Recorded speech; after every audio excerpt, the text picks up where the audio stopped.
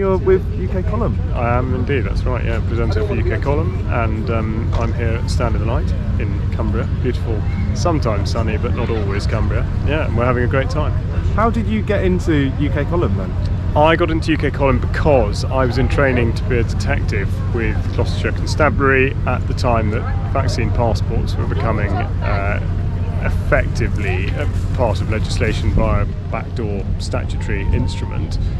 And I took it up with the executive board of my constabulary by way of asking whether or not they were going to enforce apartheid by using the police force to do that, which I consider to be completely wrong.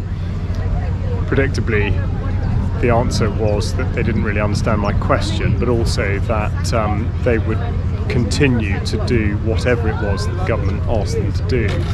And I felt that was falling very, very far short of what police should be employed to do. And this is, of course, bearing in mind that lockdown enforcement, etc., was an operational decision for a chief constable and was not required by police. So it was a decision taken by all 43 chief constables of England and Wales to do exactly the same thing at the same time, even though they all had very different operational commitments. But the point is that my resignation was covered by UK Column, and from there I kept in touch and I started to write a few articles, and we got on very well, and I was lucky enough to come in on the presenting team and to start interviewing people and the rest of it. It's been fantastic. How long have you been a policeman before you decided to Not step long. away? It was just over a year. So it was short and sharp. It was a detective programme that was supposed to be backfilling the enormous sort of void in CID nationwide, and it was very necessary. And it obviously it was regrettable because, you know, and I now comment on police and legislative and judicial matters for UK Column. But the shame of it is that if policing's done correctly, it should have a phenomenal impact on society in a positive sense. But that was not the direction of travel, and still is not, unfortunately. Do you think we've moved away from... Do you know the Peelian policing principles? Yes. Yeah. And you've read them, and yeah. Do you think the police are living up to them right now? No, I don't, I'm afraid. It is the short answer. But no, I mean, the 9 Peelian principles are pretty straightforward. And I think the huge failure is... It's at every level. That's the disappointing thing. I think it's a huge and incorrect generalisation to say that all police are rotten, but the problem is the systems in place and the management of rank and file police is just not being done correctly, and there's not enough stepping back to see what it is that they should really be policing, how they should be engaging with the public. So sadly, I think the Peelian principles have been long forgotten, which is a very difficult thing to come back from. But then again, you know, the other side of it is you can't lay everything at the door of the police. To a certain extent, society gets the police it deserves, and so if as a society we're not going to police each other in the sort of, you know, at the lowest level. And what I mean by that is, rather than letting a ridiculous conversation on Facebook get out of control and suddenly the police are involved, that sort of stuff should be dealt with in a responsible fashion by people who should behave like grown-ups and respect each other. Well, the police are the public and the public are the police. There you is the go. famous Exactly. quote. That's it. Yeah. And I'm afraid we lose touch of that. Yeah, which is a real shame. What do you think could be changed to sort out the police force? Because I've been attacked. I've met many people who've been violently attacked by the police. Yeah. Yes. Well, that is a big problem. I mean, like a lot of organisations, a culture can take a long time to sort of unwind. But I think what is an issue is that some of it is sort of at the training level. Again, it's very difficult to answer because this does vary force by force and whether there's an urban or rural environment or whatever. But ultimately, a culture, sort of working culture, that might start at the training level on the correct footing is almost immediately knocked off course, because people will then go into a shift where they're immediately told, oh no, it doesn't happen like that, actually it happens like this.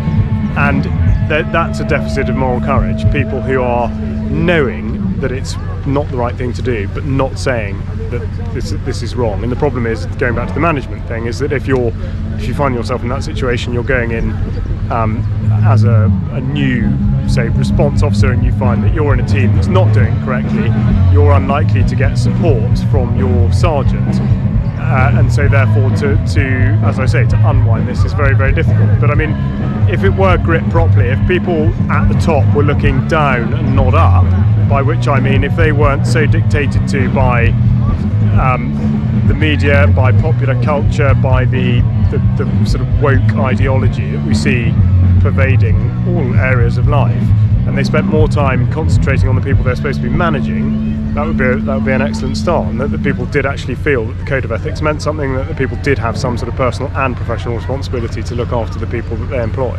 Do you think groupthink is a key component to it? To improving, or to... Well, to the current problems that we have. Sort of chicken and egg. And getting rid of the groupthink. Yeah. Because one thing that I've been discussing with a few people is the idea of only having half of any police force being full-time, and actually having the other 50% of the manpower have to be made up of quite a few more people if they were part-time. We're doing, say, 1 day a fortnight, sort of like you have people go for the territorial army. Yeah. So out of any group of 4, 2 of them would be either a plumber, shopkeeper, something like that, and then you might have more whistleblowers come forward. If you're asked to enforce something unconstitutional, something wrong, well, you can step out of that because this is what you do on top of your main job.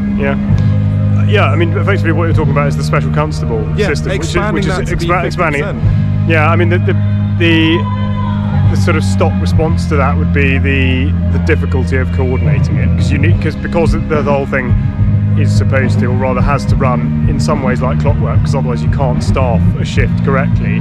The problem with doing that is not knowing that you're going to have the right people at the right time to do that job. But I agree with you that in principle, to have people with different perspectives, different backgrounds, I mean that absolutely would work. But mostly people just need to be asked to think more about what they're doing rather than just doing it.